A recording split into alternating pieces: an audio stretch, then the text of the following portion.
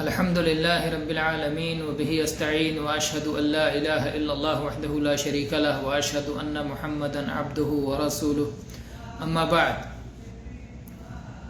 توحید کی تین قسمیں ہیں۔ پہلی قسم ہے توحید ربوبیت، اللہ کو اللہ کے کاموں میں ایک ماننا، اور دوسری قسم ہے توحید عبادت یا توحید الوہیت، یعنی بندوں کی ساری عبادتیں خالص اللہ ہی کے لیے ہونی چاہیے، اور توحید کی تیسری قسم ہے توحید اسماء و صفات۔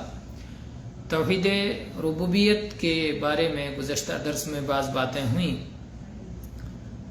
اس درس میں ہم یہ وضاحت کرنا چاہتے ہیں کہ توحید ربوبیت کا اقرار کرنا اسلام میں داخل ہونے کے لیے کافی نہیں ہے۔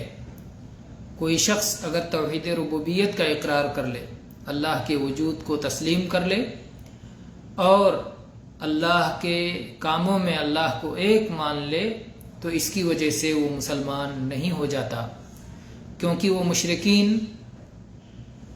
جن کے درمیان جناب محمد الرسول اللہ صلی اللہ علیہ وسلم بھیجے گئے تھے، وہ توحید ربوبیت کا اقرار کرتے تھے، لیکن اس کی وجہ سے انہیں مسلمان نہیں مانا گیا، انہیں اس کا کوئی نفع نہیں ہوا، کیونکہ وہ توحید الوہیت میں شرک کرتے تھے۔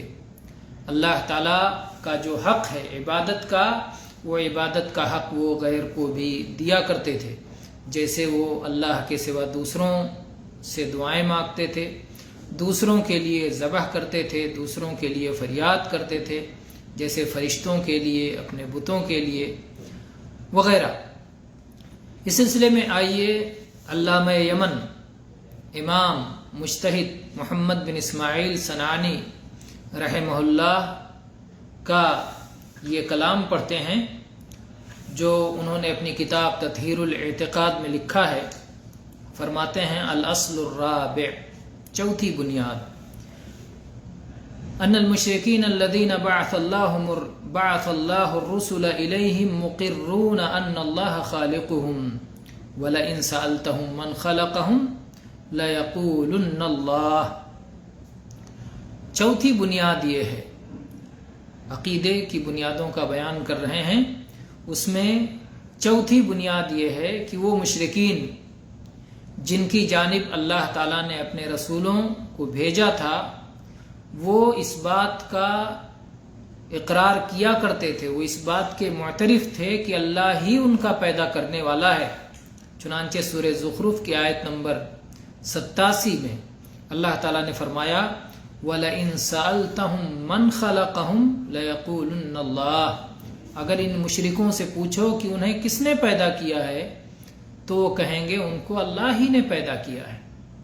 تو اللہ ہی کو اپنا پیدا کرنے والا مان لینے سے کوئی شخص مسلمان نہیں ہوتا۔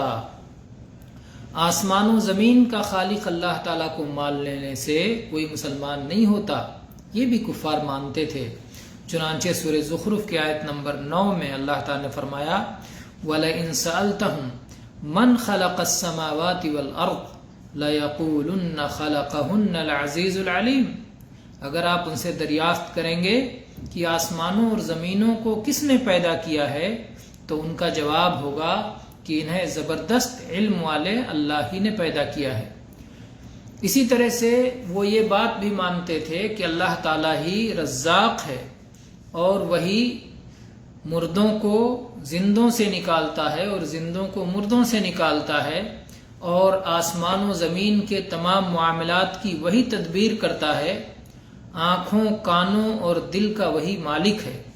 چنانچہ سورہ یونس کی آیت نمبر 31 میں اللہ تعالیٰ نے فرمایا قُلْ مَنْ يَرْزُقُكُم مِّنَ السَّمَاءِ وَالْأَرْضِ أَمَّنْ يَمْلِكُ السَّمْعَ وَالْأَبْصَارَ وَمَنْ يُخْرِجُ الْحَيَّ مِنَ الْمَيِّتِ وَيُخْرِجُ الْمَيِّتَ مِنَ الْحَيِّ وَمَنْ يُدَبِّرُ الْأَمْرَ فَسَيَقُولُونَ اللَّهُ فَقُلْ أَفَلَا تَتَّقُونَ۔ آپ ان سے کہیے کہ تمہیں آسمانوں سے اور زمین سے کون رزق دیتا ہے؟ کیا وہی جو قوت سماعت و بصارت کا مالک ہے؟ جس نے دیکھنے اور سننے کی طاقت عطا فرمائی ہے، اور جو زندوں کو مردے سے نکالتا ہے اور مردے کو زندے سے نکالتا ہے، اور وہی جو تمام معاملات کی تدبیر کرتا ہے۔ اس کائنات میں جو کچھ انجام پا رہا ہے اسی کے حکم سے، اسی کی مشیت سے، وہی یہ سارے معاملات کی تدبیر کرنے والا ہے۔ تو ان کا جواب ہوگا کہ ہاں، اللہ ہی رزق دینے والا ہے، وہی سماعت و بصارت کا مالک ہے، اور وہی زندے کو مردے سے اور مردے کو زندے سے نکالتا ہے۔ تو پھر اللہ تعالیٰ نے کہا ان سے کہیے فَقُلْ أَفَلَا تَتَّقُونَ، کہیے پھر تم اللہ سے ڈرتے کیوں نہیں؟ پھر تم توحید ربوبیت کو جب تم نے قبول کر رکھا ہے کہ اللہ اپنے کاموں میں ایک ہے اور زمین و آسمان کی تخلیق اسی کی ہے، تو پھر اسی کے لیے سر کیوں نہیں جھکاتے؟ اس سے ڈرتے کیوں نہیں؟ اس کے ساتھ غیروں کو اس کی عبادت میں شریک کیوں کرتے ہو؟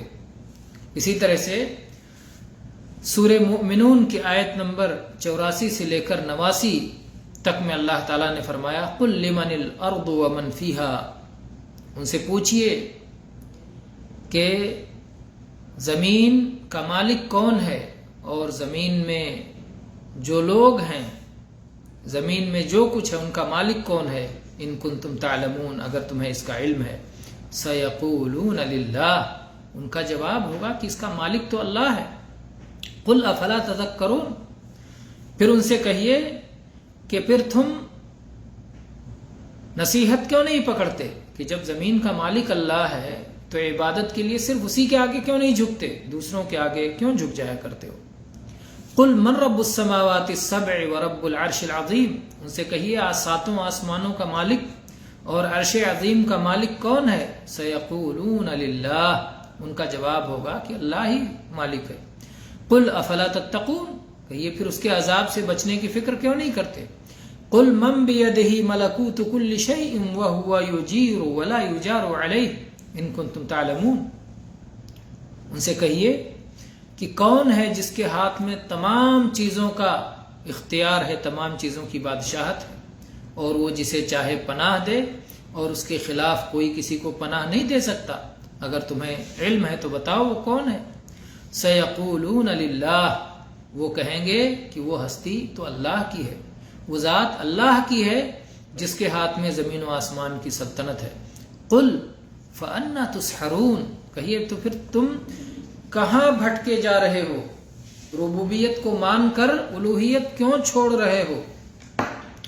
اسی طرح سے اللہ تعالیٰ نے ان کے بارے میں فرمایا، موسیٰ علیہ السلام نے فرعون سے جو کہا تھا، جس انداز میں مخاطب کیا تھا، اسے ذکر کرتے ہوئے اللہ تعالیٰ نے فرمایا سورہ اسراء کی آیت نمبر 102 میں، لَقَدْ عَلِمْتَ مَا أَنزَلَ هَؤُلَاءِ إِلَّا رَبُّ السَّمَاوَاتِ وَالْأَرْضِ بَصَائِرَ، اے فرعون تجھے یہ بات خوب اچھی طرح معلوم ہے کہ آسمانوں اور زمینوں کے مالک نے یہ نشانیاں اتاری ہیں، یہ نشانیاں اس نے مالی ہیں۔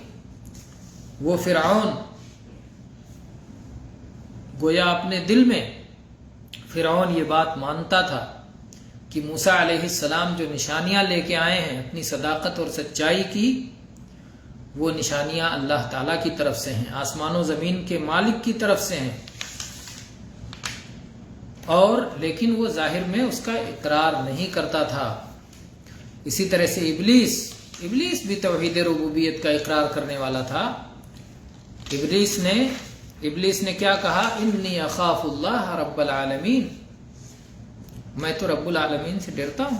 رب العالمین سورہ حشر کی آیت نمبر 16 میں۔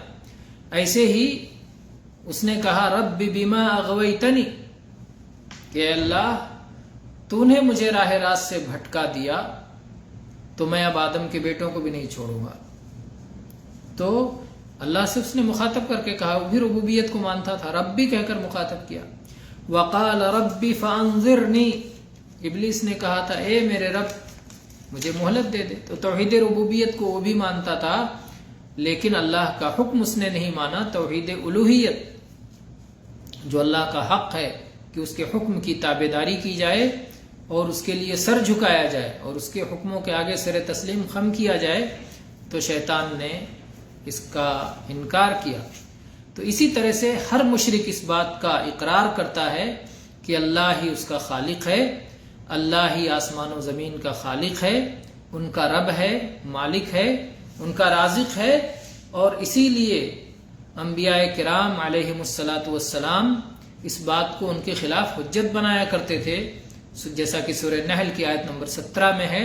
اللہ تعالیٰ نے فرمایا افمن یخلق کمن لا یخلق، نبی اپنی قوموں سے کہتے تھے کیا جو خالق ہے اور خالق جو نہیں ہے دونوں ایک جیسے ہو سکتے ہیں؟ جو خالق ہے وہی ہمارے سجدوں کا حقدار ہے، وہی ہماری دعاؤں اور فریادوں اور خوف اور خشیت کا حقدار ہے، وہی ہماری ساری عبادتوں کا حقدار ہے، اور جو خالق نہیں ہے وہ اس کے حقدار قطعاً نہیں ہے۔ اسی طرح سے انبیاء کرام کہتے تھے ان الذین تدعون من دون اللہ لن یخلقوا ذبابا ولو اجتمعوا لہ، کہ اللہ کے سوا جن کی بھی تم عبادت کرتے ہو، جن سے دعائیں مانگتے ہو، وہ سب مل کر کے بھی ایک مکھی کو پیدا نہیں کر سکتے۔